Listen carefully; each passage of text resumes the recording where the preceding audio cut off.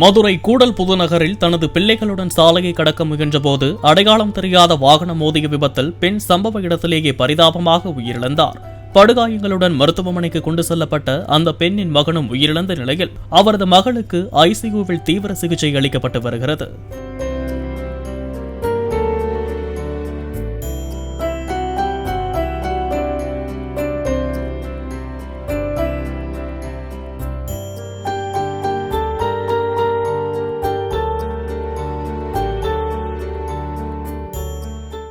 Play store மற்றும் app ஸ்டோரில் இருந்து பாலிமர் செயலியை QR கோடு மூலம் பதிவிறக்கம் செய்யுங்கள். செய்திகளை உடனுக்குடன் பெறுங்கள்.